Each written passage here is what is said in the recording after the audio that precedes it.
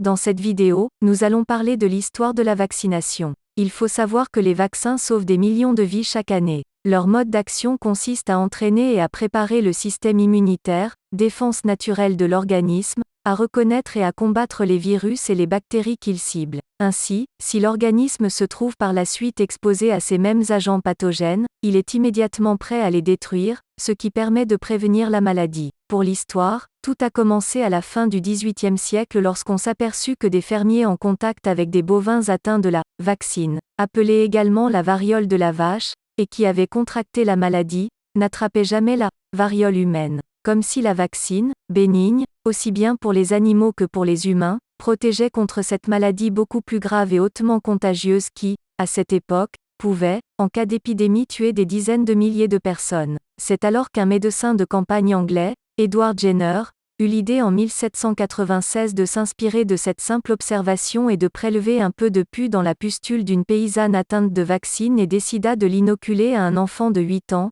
James Phipps. Ce dernier ne s'en trouva que très légèrement affecté. Quelques mois plus tard, Jenner inocula volontairement la variole humaine au jeune garçon et celui-ci, comme l'avait prévu le médecin, ne contracta pas la maladie. Après plusieurs expériences semblables, Jenner fit connaître ses résultats à la communauté scientifique en 1798. Louis Pasteur invente les vaccins, notamment contre la rage. En 1885, Joseph Mester, enfant mordu par un chien enragé, sera le premier humain sauvé. En 1902, première obligation vaccinale contre la variole, dernier décès en France en 1955, maladie éradiquée en 1980. En 1930, vaccination obligatoire contre la diphtérie, cas devenus exceptionnels, plus aucun décès. En 1940, vaccination obligatoire contre le tétanos, 34 cas en 10 ans, il s'agissait des sujets âgés, effondrement des cas et des décès. En 1950, le vaccin BCG, inventé par Calmette et Guérin,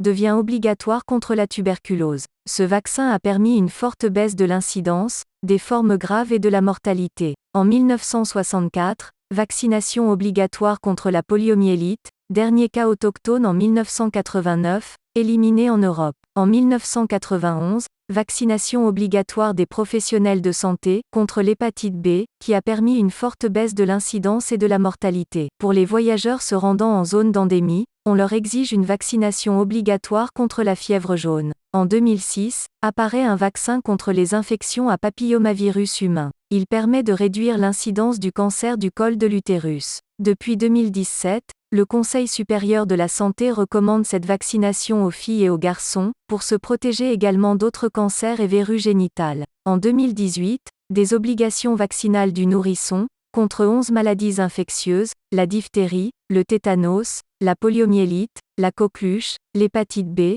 l'hémophilus, la rougeole, les oreillons, la rubéole, et enfin contre le méningocoque et le pneumocoque qui causent de méningites graves. À partir de 65 ans, vaccin antigrippal tous les ans, selon les recommandations de l'OMS, les vaccins contre la grippe sont modifiés tous les ans pour inclure les souches les plus fréquentes, habituellement 2 souches du virus influenza de type A, et 1 ou 2 souches du virus de type B. En 2021, devant cette pandémie du coronavirus SARS-CoV-2, plusieurs vaccins ont été développés pour lutter contre la Covid-19, et il est extrêmement encourageant de constater que beaucoup d'entre eux s'avèrent efficaces. Peut-être on va passer vers une vaccination annuelle, comme la grippe saisonnière, puisque d'une manière générale, les virus à ARN peuvent muter plus facilement.